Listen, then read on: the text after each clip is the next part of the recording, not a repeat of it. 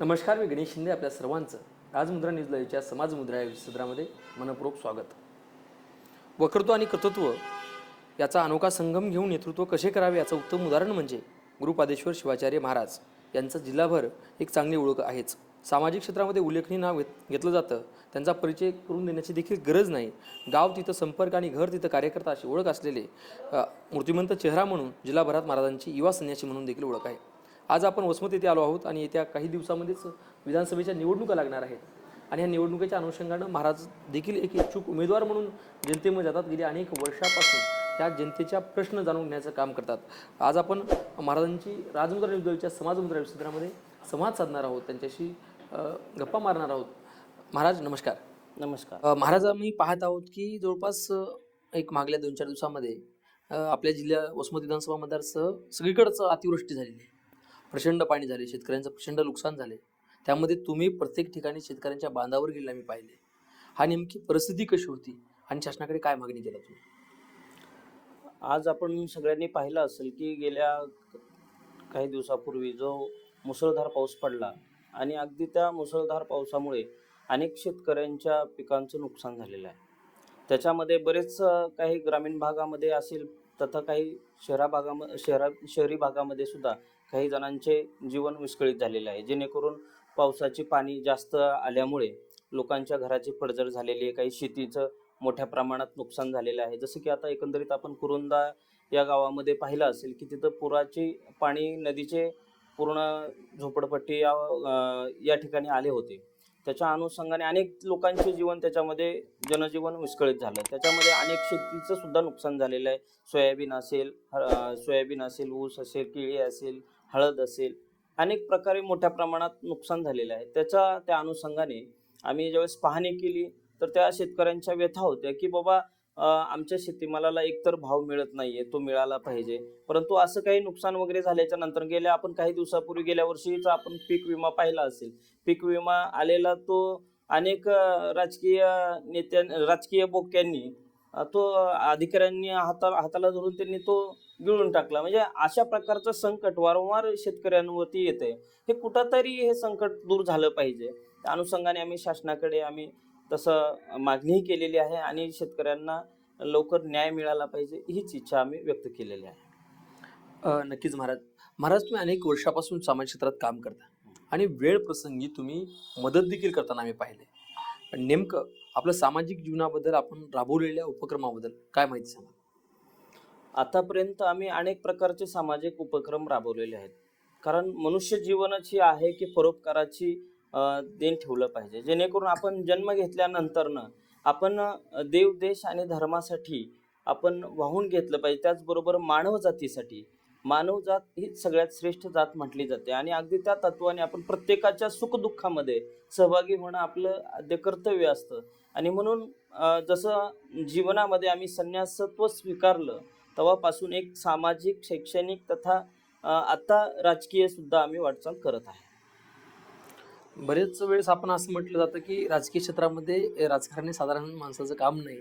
बरेच जण राजकारणाला म्हणजे बाजूला आपण कधी म्हणतो, परंतु असं देखील वाटतं की चांगली माणसं जोपर्यंत राजकारणामध्ये येत नाहीत तोपर्यंत राजकारणाचा स्तर सुधारत नाही, विकास होत नाही. यावर आपण कसं बघता? साहजिकच आहे.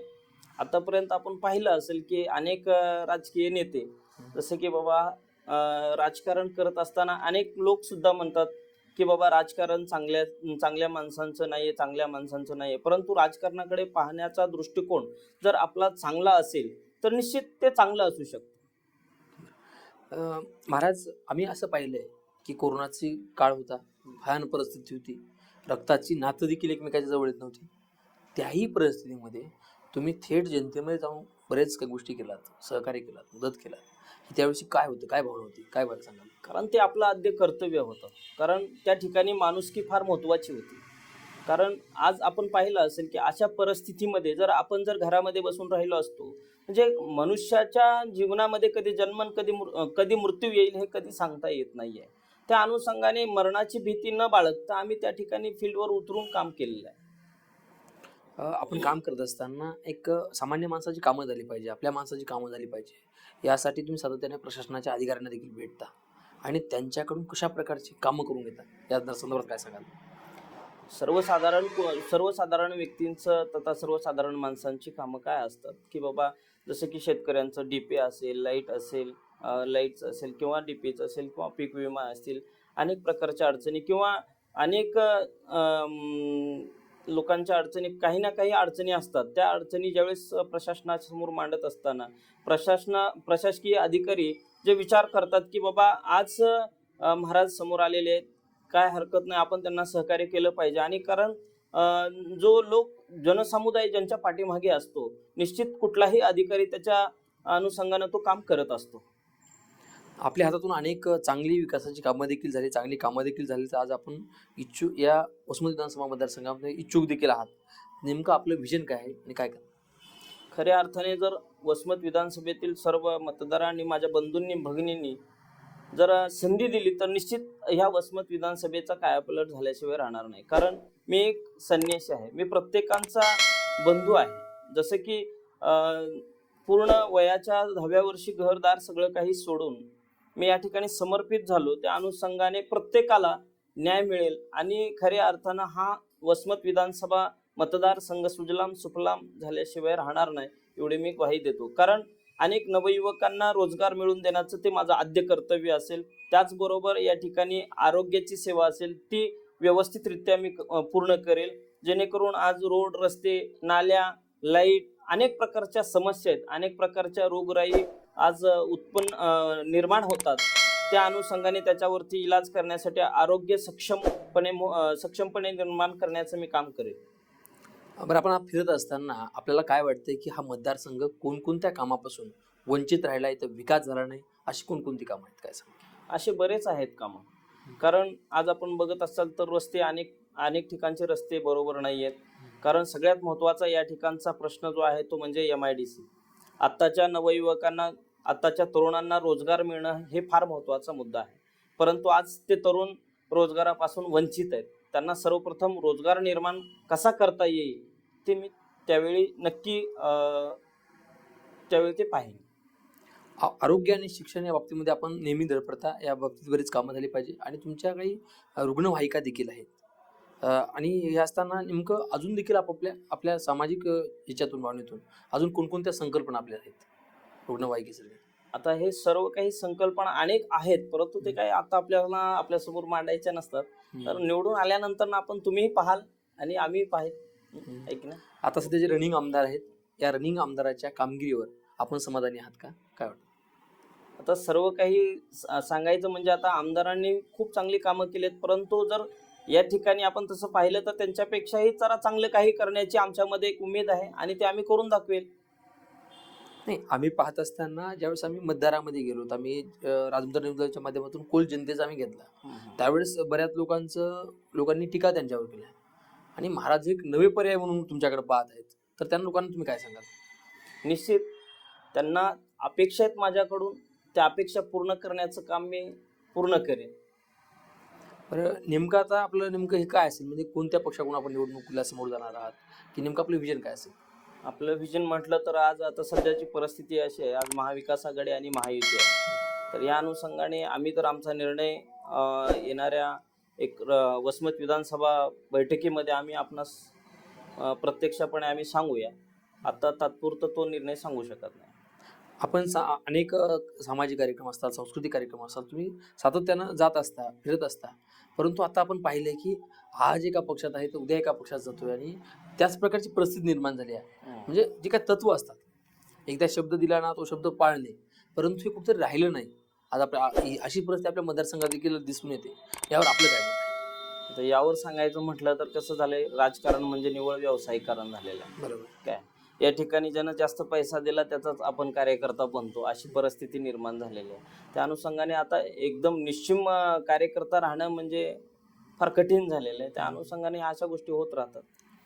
महाराज बरोबर आहे, कारण की तुम्ही महाराजात जास्त हे होत नाही, आरोप प्रत्यारोप होत नाहीत, परंतु आपल्या वसमत विधानसभा मतदारसंघात अशी एक चर्चा आहे, जे गुरु शिष्य आजपर्यंत सोबत राहिले, परंतु निवडणुकीच्या समोरच ते एकमेकाच्या विरोधात गेले आणि दोघंच एकमेकाच्या विरोधात, एक महाविकास आघाडी एक महायुती उभा टाकणार, अशी देखील चर्चा आहे. हा नेमकं कटकारस्थान आहे का खरंच आहे? आता हे चर्चा आहे, परंतु अजून प्रत्यक्षात आलेलं नाही आहे. ज्यावेळी प्रत्यक्षात येईल त्यावेळेस आपण त्यावरती बोलूया, त्यावरती भाष्य करूया. अजून प्रत्यक्षात आलंच नाही तर आपण त्याच्यावरती काय बोलणार आपण. एका गटाचं असं म्हणणं आहे की एखादा नवीन चेहराच उदयास येऊ नये, समोर येऊ नये, यासाठी काय गोष्टी चालतात. याकडे आपण कसं बघता? नाही, आता त्या गटानं जर समजा तसं समोरलं त्यांनी जर मानलं गेलं असेल नवीन चेहराच उदयास येऊ नये, परंतु आज मतदार सुज्ञ आहेत, जनता सुज्ञ आहे, जनतेला कळतं, त्या अनुषंगाने त्यांनी म्हटले म्हणून असं होऊ शकत नाही आहे. आता आपण निवडणुकीला समोर जात आहे, नेमकं आपल्याकडच्या बाजूने म्हणजे काय काय, म्हणजे कोणता पक्ष, कार्यकर्ते, कसं कसं नियोजन आहे? नाही, ते नियोजन आता सांगायचं म्हणजे एवढ्या लवकर सांगता येत नाही, कारण का वरूनच डिक्लेअर काय नाही आहे अजूनपर्यंत विधानसभेचं. परंतु त्याच्या अगोदरच आपण आपले पत्ते खोलायचे नसतात, हे तुम्हाला तर माहिती आहे. राजकारणामध्ये राजकारणाची परिभाषा माहिती आहे. आम्ही का असं ऐकलंय की भाजपा जे आहे, भाजपाच्या वरिष्ठ नेत्याचे आणि तुमचे प्रचंड घनिष्ठ संबंध आहेत, हे यामध्ये काय? निश्चित सर्वच पक्षाच्या वरिष्ठ नेत्यांशी संपर्क असतो आणि संबंध असतात, कारण एक धर्मगुरू या नात्यानं प्रत्येकजण आपल्याशी संपर्कही करू शकतो. परंतु गेल्या काही वर्षापासून जे सामाजिक उपक्रम या ठिकाणी राबवले जातात, त्या अनुषंगाने अनेक राजकीय नेते मंडळी सुद्धा संपर्कात आहेत. त्या अनुषंगाने बघूयात, जसं होईल पुढे, युती राहील नाही राहील किंवा अपक्ष लढायचं, ही लवकरच येणाऱ्या वसमतमध्ये जी काही बैठक होईल त्या बैठकीच्या माध्यमातून आपल्याला कळून जाईल. काही असतं की महाराज, काही मतदार जे असतात, जे कार्यकर्ते असतात, प्रत्येकाला वाटतं की महाराजांसारखी माणसं चांगली राहिली पाहिजे, कारण की संन्याशी लागतो, कारण की संन्याशी माणसाकडे स्वार्थ नसतो, कारण की एखादा जर लोकप्रतिनिधी झाला तर ते स्वतःकडे सगळ्या गोष्टी, जे त्याला भाग भांडवल जमा करणं, आपल्या 7 पिढ्या स्ट्रॉंग झाल्या पाहिजे यासाठी काम करणं, असं देखील आपण करताना पाहतोय. परंतु तुम्ही समोर यालात, परंतु लोकांना एक संभ्रम आहे की महाराज काय करतील, 100% उभा टाकतील का, जर यदा कदाचित महायुतीचं तिकीट मिळालं नसेल किंवा महाविकास आघाडीचं तिकीट मिळालं नसेल तर नेमकं महाराज अपक्ष म्हणून तरी निवडणूक लढवतील का, याबद्दल तुम्ही काय सांगाल? निश्चित, कारण आपण जर एकंदरीत जर पाहिलं तर संन्याशी म्हटल्यानंतर त्याला कुठल्याही प्रकारचं लेकरू बाळ काय विषय नाही आहे. ते एकदम समाजासाठी समर्पित झालेली माणसं असतात. त्या अनुषंगाने आज या ठिकाणी काम करत असताना आनंद या गोष्टीचा होतो की बाबा, आज हे वसमत विधानसभा म्हणजे हे माझं स्वतःचं घर आहे आणि प्रत्येक घरातला व्यक्ती हा माझा भाऊ आहे. त्या अनुषंगाने तो एक आनंद वेगळाच असू शकतो. काय झालं की कालच एका मोठ्या न्यूज चॅनलशी मनोहर धोंडे, एका सेवाशक्ती पार्टीचे संस्थापक अध्यक्ष आहेत, ते महाविकास आघाडीचे देखील घटक आहेत, त्यांनी बोलताना सांगितलं की मी एक 15 ते 20 जागा महाविकास आघाडीवरून मागून घेतोय. त्यामध्ये त्यांनी लोहाकंदारचा उल्लेख केला आणि त्यामध्ये वसमतचा उल्लेख केला. वसमतचा उल्लेख करण्यामागचं काही कारण आहे का? ते काही मला माहीत नाही आहे, कारण त्यांच्याशी माझ्यासोबत काही तसं कॉन्टॅक्टही झालेलं नाही आणि बोलणंही झालेलं नाही आहे. आता तुमच्याकडूनच मी ऐकतो. म्हणजे त्यांनी एका चॅनलशी उल्लेख करताना त्यांनी स्पष्टपणे सांगितलंय, मलाही लोहाकंदार सोबत वसमतची जागा देखील पाहिजे. ते देखील शिवलिंग शिवाचार्य महाराजांचेच मोठे काम करतात, शिवा संघटनेचे ते संस्थापक अध्यक्ष देखील राहिलेत. म्हणजे आमचा असा एक संशय आहे, तसं काय असू शकतो. त्यांच्याही मनामध्ये काय असेल त्या अनुषंगाने त्यांनी तुम्हाला बोलले असतील, परंतु माझं आणि त्यांचं काही बोलणं या विषयावरती झालं नाही, एवढं मी तुम्हाला सांगतो. नक्कीच. महाराज, जाता जाता माझा एक शेवटचा प्रश्न असेल की राजमुद्रा न्यूज लाईव्हच्या प्रेक्षकांना आपण आणि या राजमुद्राच्या माध्यमातून या विधानसभा मतदारसंघातील प्रेक्षकांना काय आवाहन कराल, काय सांगाल? मी राजमुद्रा आणि तथा या मतदारसंघातील सर्व माता बंधू भगिनींना एकच आव्हान करेल की येणारी जी वसमत विधानसभा आहे त्या वसमत विधानसभेमध्ये योग्य तो चेहरा आपण पाहून त्यांना निवडून आणावं, एवढंच मी या ठिकाणी सांगेन. हे होते वीरमठ संस्थानचे गुरुपादेश्वर शिवाचार्य महाराज गिरगावकर यांच्याशी आपण राजमुद्रा न्यूज लाईव्हच्या समाजमुद्रा सदरामध्ये संवाद साधलेला आहे. महाराज, आपण वेळातला वेळ काढून दिला त्याबद्दल आपले मनापासून धन्यवाद. अशाच प्रकारच्या दिग्गज व्यक्तिमत्वाच्या मुलाखती पाहण्यासाठी राजमुद्रा न्यूज लाईव्हचे संपूर्ण व्हिडिओ लाईक करा, सबस्क्राईब करा आणि शेअर करा. धन्यवाद.